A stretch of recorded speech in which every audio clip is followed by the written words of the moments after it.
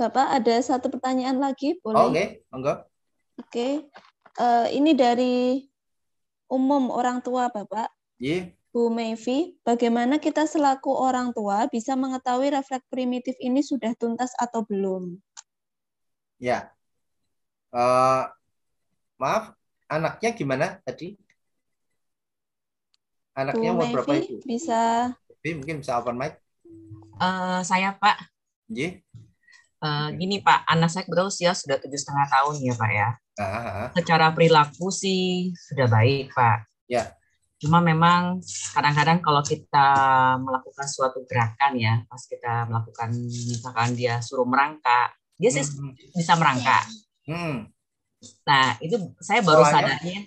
saya baru sadarnya pas waktu dia merangkak, kakinya belakangnya agak sedikit angkat. Ngangkat, oh iya. Nah, itu kan kalau kita secara umum ya Pak, orang tua, sekilas itu nggak masalah gitu Nggak loh Pak. masalah, betul. Nah, ternyata kan itu memberikan dampak yang cukup besar ya. Nah, tapi kan kita baru kelihatannya sejak kalau dia melakukan gerakan itu, kalau enggak ya Pak ya. Ada nggak sih Pak kira-kira yang patokan lah Pak ya, patokan yang dimana kita bisa tahu, mungkin secepatnya kita tahu gitu loh, refleks ini belum tuntas gitu loh. Iya. Karena kan karena seperti gini, makanya kalau secara perilaku sih anaknya sudah nggak tantrum, nggak apa-apa, oke lah ya, kasat mata sih kelihatan normal Pak. Tapi sebenarnya kan sekarang masalah dibicaranya tinggal pemahamannya yang masih kurang. Yeah. Nah, makanya saya kadang-kadang kita kan sebagai orang tua tuh taunya tuh terlambat. Betul, ya. Saya terlambat. Saya baru sadar kan ternyata masih banyak refleks primitif yang masih belum tuntas. Nah, tapi kadang-kadang saya mencari-cari lagi, kira-kira apa lagi ya yang belum tuntas ya? Kayak dia coba merangkak, kakinya ngangkat. Nah, saya coba latih, saya bantu prom, lama-lama dia bisa. Terus kadang-kadang kita masih perlu patokan apa lagi yang mencari lagi, kira-kira refleks apa lagi yang belum tuntas. Nah, bagaimana kita tahu anak ini benar-benar tuntas? Karena secara pribadi ya, kita dewasa pun juga kadang masih ada refleks primitif yang belum tuntas juga ya Pak. Nah, ada nggak Pak patokan, mungkin ada usia gini ya dapat dikatakan baik itu sudah bagaimana gitu, sudah lolos tuh benar-benar tuntas tuh seperti apa? Ya, memang secara teori kalau tuntas memang itu dari sisi gerakan motoriknya, vestibularnya, kemudian pola merangkaknya, itu terutama di merangkak itu sangat penting Bu. Jadi merangkak itu pengaruhnya integrasi otak kiri, otak kanan, dan menstimulasi yang namanya ini jembatan antara otak kiri, otak kanan itu namanya corpus callosum. Nah, ketika anak tidak merangkak dengan benar, itu biasanya perilakunya akan menampakkan dia tidak wise, tidak bijaksana. Biasanya kalau dia emosi, dia akan emosi benar, logikanya nggak main. Tapi kalau sedang dia mau logika, itu logikanya jalan, perasaannya nggak jalan. Itu ciri khas anak yang kondisi gangguan dengan merangkak yang tidak sempurna. Oke. Nah, nanti satu saat gangguan posturnya adalah rata-rata ada gangguan postur di skoliosis. Seakan-akan nanti panjang kakinya berbeda.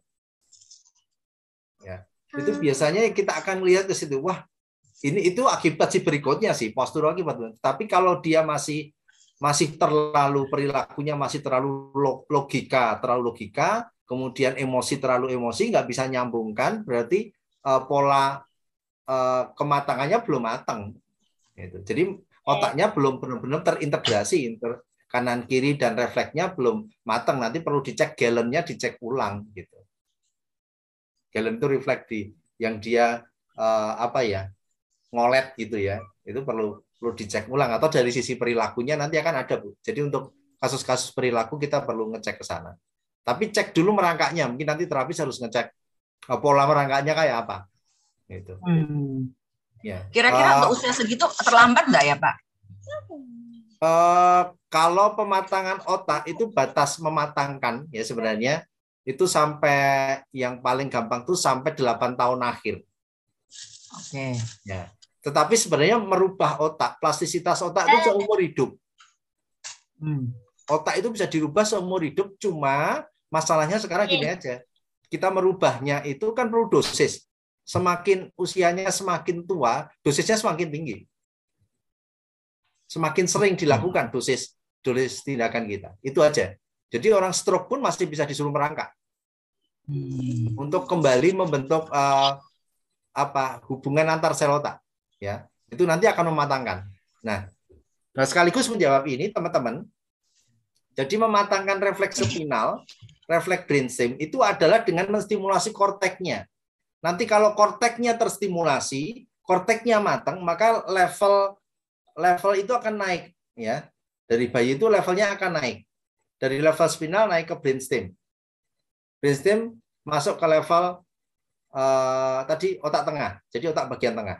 Jadi begitu kortek itu terstimulasi, kortek itu matang, maka kontrol levelnya semakin tinggi.